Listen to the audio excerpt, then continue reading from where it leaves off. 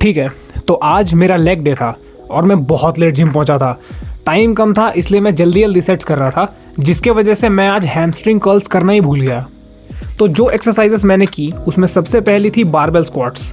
अब नॉर्मली मैं 100 kg से 8 to 10 रेप्स करता हूँ इस एक्सरसाइज पर आजकल मैं अपने वर्कआउट्स को रिकॉर्ड बहुत कर रहा हूँ और जब मैंने रिप्लेस देखे तो मैंने नोटिस किया कि इस एक्सरसाइज पर मेरी फॉर्म काफ़ी ज़्यादा ख़राब है। मैं बिना अच्छी टेक्निक के वेट्स को बस ऊपर पुश करने की कोशिश कर रहा होता हूँ, मतलब कि लिफ्ट करने के लिए ग्लूट्स की एक्सेसिव एंगेजमेंट, ऑप्टिमल डेप्थ पर ना जाना और अपर बॉडी का स्ट्रेट ना रखना, जो कि सबसे ज़्यादा इंपॉर्टेंट है क्वाड्स पर टेंशन लाने के लिए। मैं स्क्वाट्स पर पूरा नीचे ना जाकर हाफ वे पर ही लिफ्ट ले रहा था, क्लासिक ईगो लिफ्टिंग एग्जाम्पल। तो ये मैंने बहुत टाइम तक किया और मुझे अपने क्वाड्स में कोई विजिबल ग्रोथ नहीं दिख रही थी। और क्योंकि मैं हफ्ते में 100 kg स्क्वाट्स के 6 सेट्स परफॉर्म करता था, वीक बाय वीक मेरी परफॉर्मेंस रिग्रेस हो रही थी। और एक टाइम ऐसा आया जब मैं 100 kg के साथ 3 रेप्स भी नहीं लगा पा रहा था, जो कि आई गेस आज से 3 हफ्तों पहले हुआ था। उसके बाद मैंने थोड़ी रिसर्च की सही फॉर्म पर और अपने PR पर हर हफ्ते ट्रेन करने के बजाय मैंने एक ऐसा वेट चुना जिसके मैं कम से कम 12 रेप्स मार पाऊँ। तो अभी मैं वार्म अप करने के बाद 75 to 90 kg के बीच में सेट्स करता हूँ, जहाँ मैं ट्राई करता हूँ डेप्थ अचीव करने की, अपर बॉडी को स्ट्रेट रखने की and using my quads for the lifting. तो देखो, ये मेरा तीसरा सेट है विथ 90 kgs, जहाँ मुझे 12 रेप्स मिले। इसमें फॉर्म उतनी अच्छी नहीं है क्योंकि मैं बहुत ज़्यादा एग्जॉस्ट हो गया था। इसके पहले 85 kg और 90 kg के 2 सेट्स करके दोनों में 12-12 रेप्स, और ये तीसरा सेट है जहां मैंने फिर से 90 kg से 12 रेप्स किए हैं। यहाँ अपर बॉडी उतनी स्ट्रेट नहीं है और ग्लूट्स की एंगेजमेंट भी काफ़ी आ रही है, ऊपर से मैं बहुत रेस्ट ले रहा था बिटवीन रेप्स। बट इसके पहले के 2 sets were almost perfect in technique और ये तीसरे सेट के बाद क्वाड्स पर काफ़ी अच्छा बर्न हो रहा था and they were nicely pumped.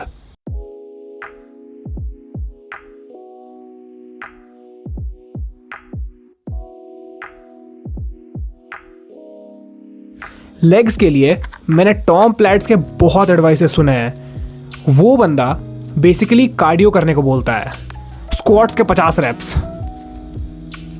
फिर हैक स्क्वाट्स के भी कुछ ऊट पटांग रेप्स, उसके बाद लेग प्रेस, फिर लेग एक्सटेंशंस और सभी एक्सरसाइजेस के अनाप शनाप रेप्स। तो मैं उतना नहीं करता क्योंकि मुझे जिंदा रहना है। पर हाँ, मैं टॉम प्लैट्स की टेक्निक्स काफ़ी इमिटेट करने का ट्राई करता हूँ, क्योंकि when I see him do a squat I can literally see his quad fibers engaging. मुझे दिखते हैं उसके quad fibers weight lift करते हुए. That's how perfect his form and technique is.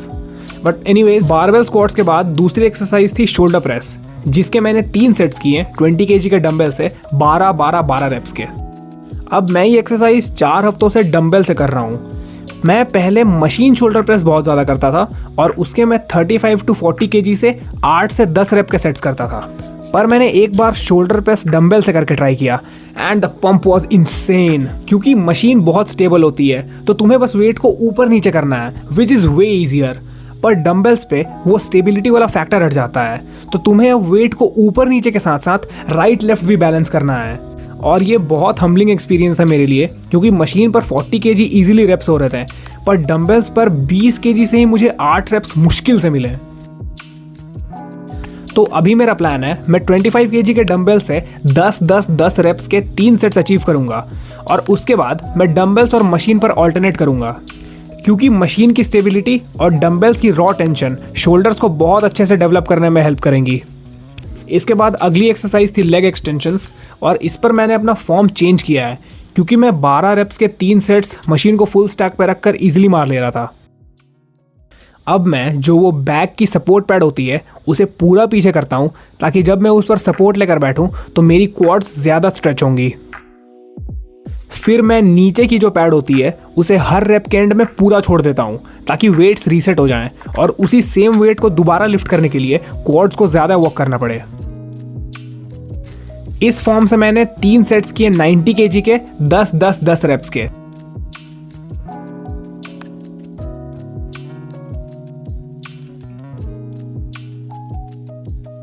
अगली एक्सरसाइज थी लैटरल रेजेस, जो कि मैं 10 kg के डंबल से करता हूँ, जहाँ मैंने 3 सेट्स किए हैं। मैं ये करने से पहले केबल लैटरल रेजेस करके वार्म अप करता हूँ, उसके बाद डंबल्स उठाता हूँ, जहाँ पहले और दूसरे सेट में 9 रेप्स और ये आखिरी सेट की क्लिप है जहाँ मुझे 10 रेप्स मिले। अब मेरे साथ होता क्या है, अगर मैं किसी एक्सरसाइज में स्ट्रांग हूँ तो पता नहीं क्यों मुझे लगता है कि वो मैं गलत टेक्निक से कर रहा हूँ, इसीलिए इतना ज़्यादा वेट उठ रहा है। लैटरल रेज भी वैसे ही एक एक्सरसाइज है मेरे लिए, और मैं इसमें भी अपनी टेक्निक में गलतियां खोजता रहता हूँ, और मुझे लगता भी है कि थोड़ा मोमेंटम और ट्रैप्स एंगेज हो जाते हैं कभी कभी, पर आई गेस ये टाइम के साथ एक्सरसाइज करते करते सही हो जाएगा। अगला मसल काफ हिट करने थे, तो मैं स्मिथ मशीन को सबसे ऊपर लगाकर उसके नीचे स्टूल रखता हूँ और उस स्टूल के एज पर काफ रेजेस करता हूँ with the Smith machine bar over my traps, और उस टूल के ऑपोजिट एज पर मैं वेट रख देता हूं ताकि वो पलट ना जाए, वरना बहुत खतरनाक इंजरी हो जाएगी। तो इसके मैंने 3 सेट्स किए हैं। पहले 2 सेट्स 90 kg से 13 रेप्स के, और ये आखिरी सेट 100 kg से 9 रेप्स मिले मुझे।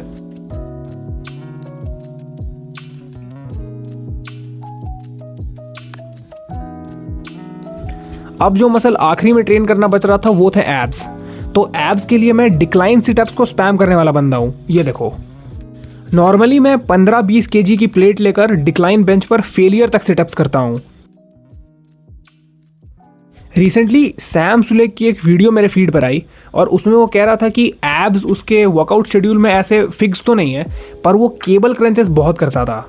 वो देखने के बाद मैं बहुत हंस रहा था कि एब्स के लिए सिटअप से बेटर मूवमेंट क्या हो सकती है, क्योंकि जितने अच्छे फोर्स से मैं अपने एब्स को कॉन्ट्रैक्ट और रिलैक्स कर लेता हूँ सिटअप्स में, वही टेंशन केबल्स में कैसे मिलेगी।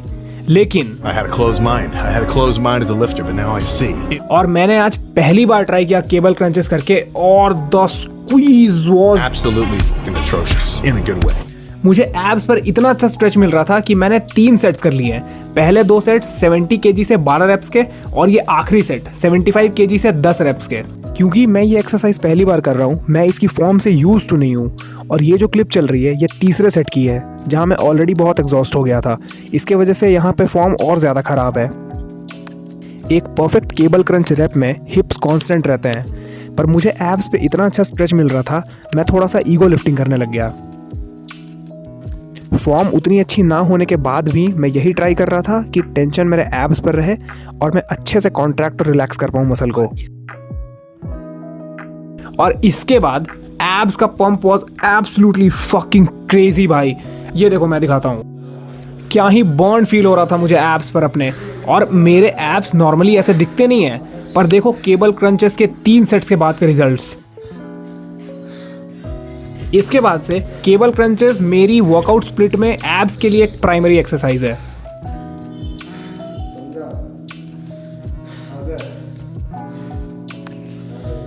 और फाइनली आज का लेग डे एक बहुत ही अच्छे एब पंप के साथ खत्म हुआ, और यही था आज का पूरा सेशन।